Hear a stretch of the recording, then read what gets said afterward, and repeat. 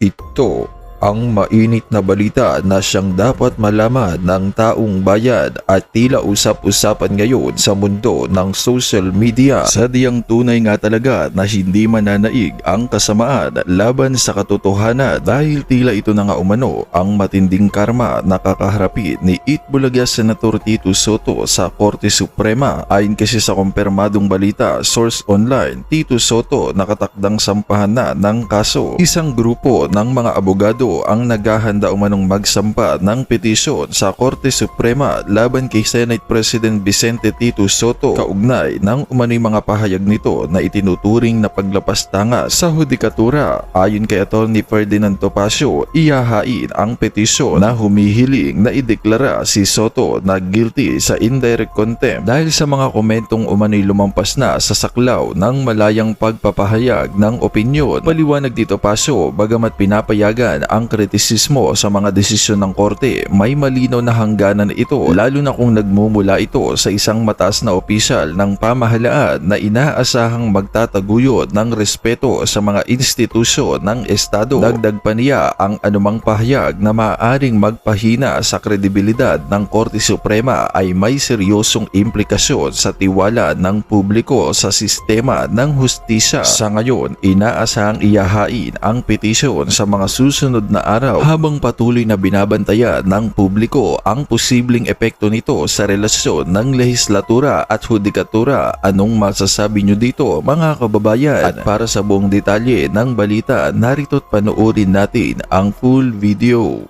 Ang kanyang mga remarks laban sa Supreme Court ay nakakabastos na ng Supreme Court. Kaya kami nga po, yung grupo namin ay nagbabalak na maghain ng petition sa Supreme Court to cite him in indirect contempt sapagkat yung mga sinasabi niya po laban sa Supreme Court ay goes beyond legitimate expression and yung permitted na dissent against the ruling of the Supreme Court. Yan natin ng reaction opinion itong Facebook reel posted by Bigwas ng Aguila. Si Senior Associate Justice Marvic Lunen nagsalita na. Makinig ka, SP Sotto. Ito, nagsasalita si Justice Lunen among employees ng Ombudsman. Ang ganda yung sinasabi niya na ang loyalty daw ng mga government officials, appointed man or elected, should be the people, hindi yung mga politicians. Huwag nating paboran ang isa. It's either one of the political groups. Hindi tama yan. It should be the people. Sabi niya. Ganun din. Once nga na-appoint tayo, ang ating loyalty, hindi yung appointing authority natin. Loyalty should always be for the people. Wow, galing. Sana lahat ng government officials natin katulad mag-isip, puso't isipan Justice Lunen. Aasin tayo, hindi tayo pobre. Pakinggan natin. Medyo mahaba-haba ito. Yes, you also have that feeling. Because once you choose who to prosecute first, sasabihin nila, bakit siya nauna? Hindi ito. So, kinakada nyo yung inukli ninyo. But in reality, you can only do some things initially and then go to the other. And some cases are more difficult to evolve and develop than the other. So, I am confident that you here in the Ombudsman know what I mean. To be appointed allows a modicum of freedom from the current systems. We are given the privilege of thinking long-term and planning reform for the duration of our service, much like the SPGI. In theory, this unique position releases us, or is supposed to release us from the anchor of short-term politics. The office and the Ombudsman and the judiciary are responsible for bringing to justice those who violate the law, ensuring vigilance against abuse of power. We don the cloak as arbiters between the people and the justice system by guarding against impunity. The ordinary person cannot directly go head-to-head against these powers, which is where our duty comes in to tip the scales of justice in favor of the oppressed and marginalized. Always in our minds, we should not be thinking whether we should favor this political faction over that political faction. Our true principles are the people who are powerless, who face government on a daily basis and who see the corrupt. Yan, ang galing, no? Our true principles. Ibig sabihin, yung mga boss natin, yung mga powerless. Kasi yung powerless, yung mga nasa laylayan, hindi nila kayang i-head to head ang mga nakaupo, mga politician o mayayaman, negosyante, hindi nila kaya. Kaya nandito tayo, sabi niya, ombudsman kayo, kami sa korte, nandito tayo para ang depensahan natin yung mga powerless. Hindi yung mga political party yan o mga nag-appoint sa atin. Galing! Sana makinig dito si SP Soto. It is not a political faction over the other. Officials have been caught in corruption cases, signaling the need for intervention by institutions such as ours. Recent events have revealed the need to further strengthen our institutions, streamline our processes, and prevent delays in the administration of justice. Our role as vanguards of justice is now more than ever apparent, and we are called to respond at a crucial time in our justice system. However, we acknowledge the factors which still weaken our independence. Appointed officers might become beholden to their appointers, fostering a sense of Yan, appointed officers might become beholden to their appointing authorities.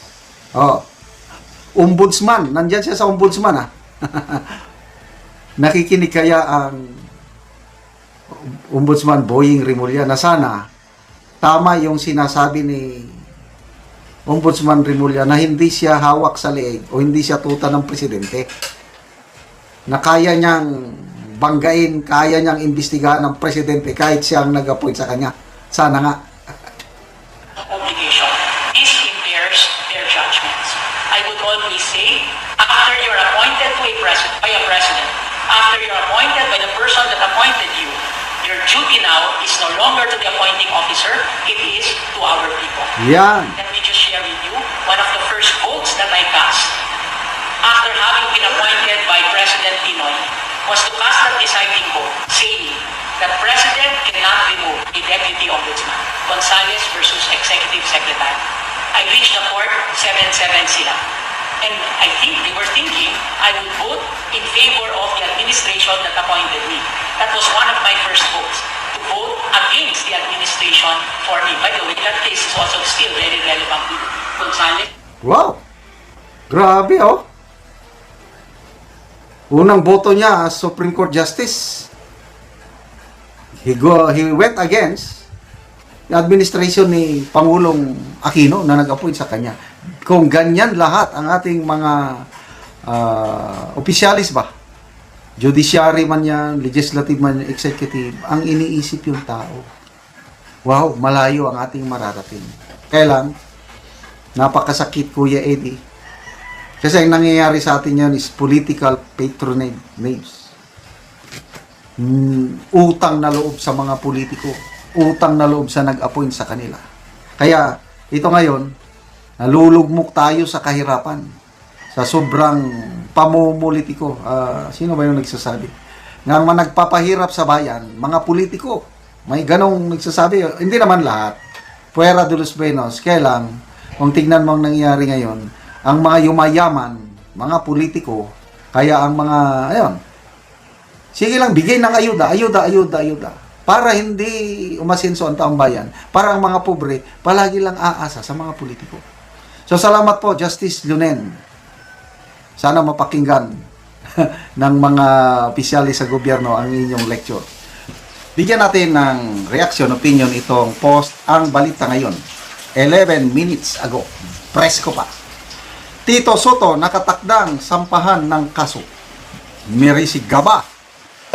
Isang grupo ng mga abogado ang naghahanda umanong magsampa ng petisyon sa Korte Suprema laban kay Senate President Vicente Soto III kaugnay ng umano'y mga pahayag nito na itinuturing na paglapastangan sa hudikatura.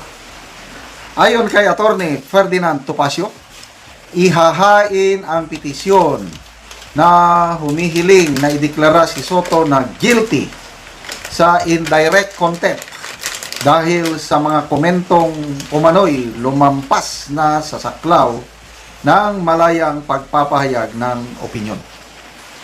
pahayag ni Topacio. Bagamat pinapayagan ang kritisismo sa mga desisyon ng korte, may malinaw na hangganan ito. Lalo na kung nagmumula sa isang mataas na opisyal ng pamahalaan na inaasahang magtataguyod ng respeto sa mga institusyon ng Estado. Dagdag pa niya ang anumang pahayag na maaring magpahina sa kredibilidad ng Korte Suprema ay may seryosong implikasyon sa tiwala ng publiko sa sistema ng hustisya. Sa ngayon, inaasahang ihahain ang petisyon sa mga susunod na araw habang patuloy na binabantayan ng publiko ang posibleng epekto nito sa relasyon ng lehislatura at hudikatura. Wow! Ito na.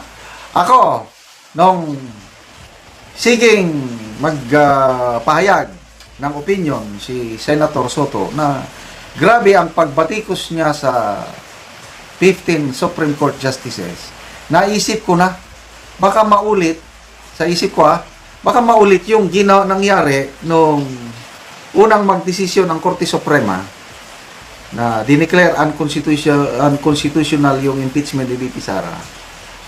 Mga anti-Duterte nagsalita laban sa mga maestrado. Ang matandaanan ko lang si Percy Sindanya, congressman, si Richard Hidarian, may isa pa Yun na ba yung pangatlo? I think si Larry Gadon. Yan, tatlo. Grabe yung mga salita sila. Inakusahan nila ang Korte Suprema na bias, mga tuta ni Duterte, kung ano, yun.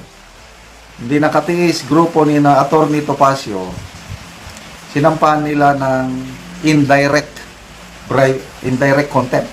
Hindi, indirect contempt. So that was last year. Last year ba? Oh yes, last year. So ano na kayang nangyari? Anyway, it will take time bago mag-aksyon ang Korte Suprema. Basta, nandyan na yung kaso. So, yung aking nakita ang mangyayari na.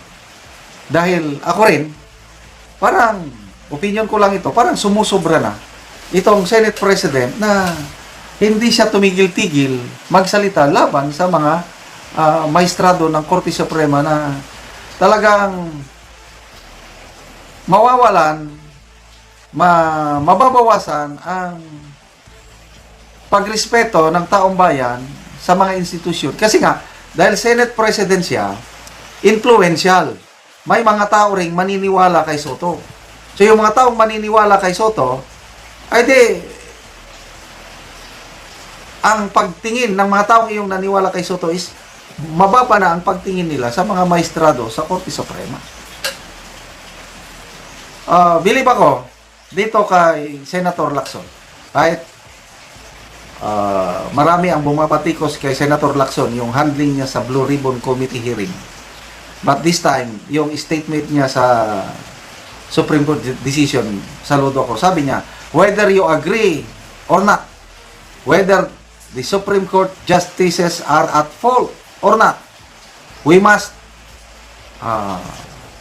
respect, we must obey the decision of the Supreme Court. Period. Dapat ganun. So, salamat po, Attorney Topacio. I don't know sino pa. Ang matandaanan ko, yung mga nagsampa noon kina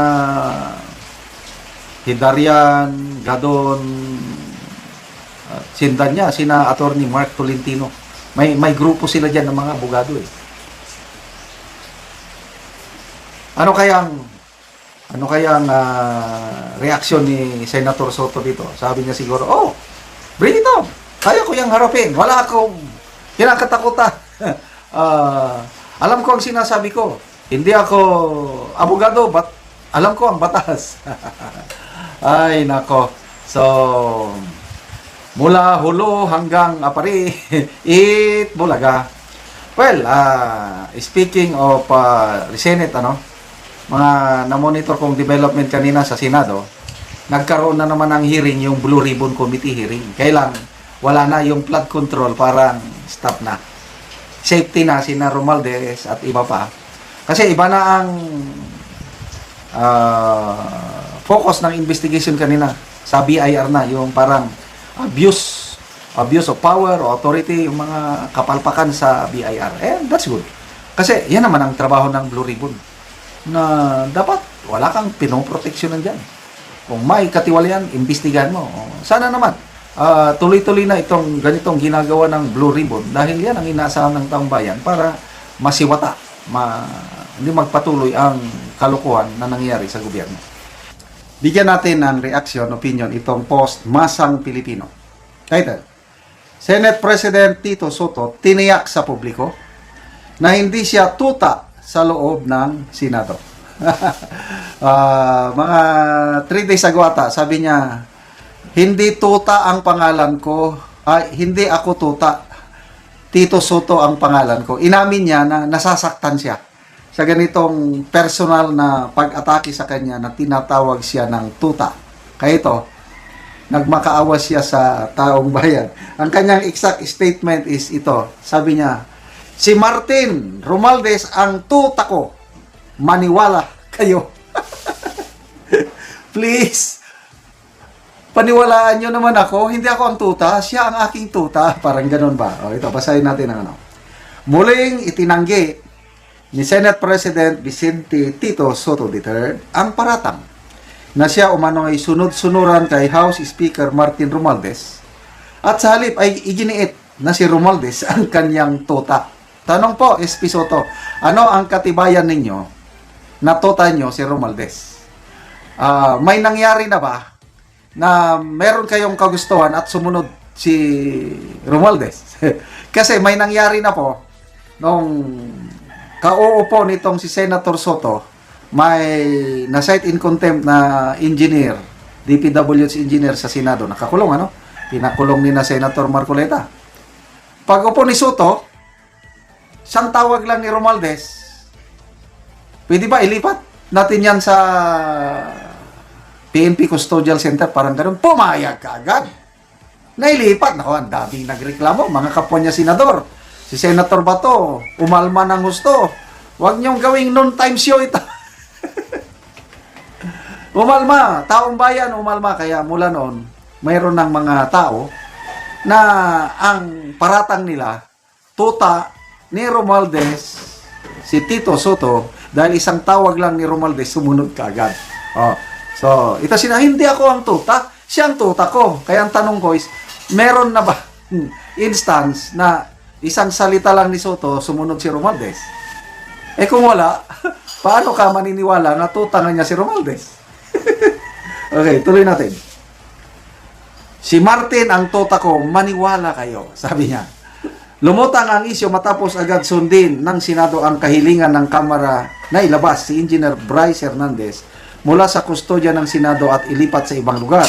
Bagay na nagbunsod ng batikos mula sa ilang netizen na nagsabing kontrolado umano ng Kamara ang Senado. Ayon kay Soto, malinaw na independente ang Senado at may sarili itong pagpapasya bilang hiwalay at kapantay na sangay ng Kongreso. Ang palitan ng pahayag ay sumasalamin sa tensyon at power dynamic sa pagitan ng Senado at Kamara, lalo na sa sensitibong usaping may kinalaman sa kustodya at investigasyon. Okay, sa tingnan natin. Maniwala kayo. Si Martin ang tuta ko. Naniniwala ba ang mga netizens? Tingnan natin people who reacted. 1,200 ang nag-react. 1,200 din ang tumatawa. Siyam ang galit. 39 lang ang nag-like o naniniwala sa kanya. Wala pang 1% ang naniniwala kay SP Soto. So, may problema sa court of public opinion. Kaya hindi mo maiwasan ang netizens, taong bayan, na magsabing magparata na tuta ka. Lalo na itong mga nangyaring investigasyon ngayon sa flood control. O, tignan nyo. Laban bawi, ang mga sinama nila doon na masampa ng kaso, mga senador. Romualdez. Nung una, sabi ni Lacson, kasama si Romualdez. Ngayon, may bagong post akong nabasa. Hindi na naman daw. So, ano ba yan? So, tayo, mga taong bayan, hanggang para-paratan na lang. Siguro naman, it is within our right, freedom of expression, na mag-speculate.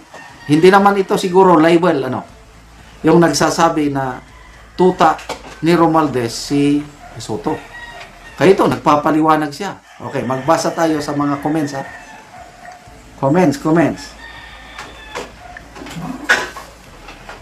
Georgina Go, kung siya ang tuta mo, edi ikaw pala ang mastermind ng flood control anomalies. Patay! Ang galing naman itong Georgina Go. Caleb San, when luggage talks, tutasin, wags his tails and barks. Sabay tawa emoji. John Del Candasa, okay, granted. We call you Bantay.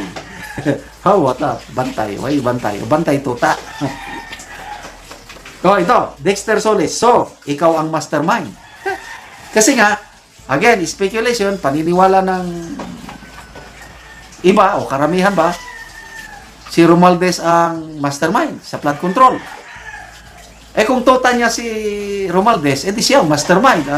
Ito, binabasa ko lang ang mga comments, ha? Geber Dave, maniniwala na ba kami dyan? Edwin Figueroa, pero iba ang nakikita ng taong bayan. Sabi nga, ginagawa, daily, pwede, dada. Anthony Oliveros, kung parehas na lang kaya kayo, sir, para fair. Parehas na tuta. Pops Arts, kung ganon, alam na. Ha. Jane Landicho, the best tuta ever in the history of the Philippines. Boren Loren, so inamin mo na magkasabwat kayo. Katinggo, ang dami natawa sa sinabi mo. Kaya nga lahat tumatawa eh. The best pet in Philippine history is in Senate presenting Tota Sen Asoto. Isa lang makakatanggal ng bansag mo, investigasyon sa mastermind ng flood control na walang pinapaboran. Baka sakali, boss, Tito Sen. Kaya naman anong masasabi mo sa balitang ito? Kung mayroon kang hinaing at komento ay mag-comment ka lamang sa ibaba ng videong ito. Maraming salamat.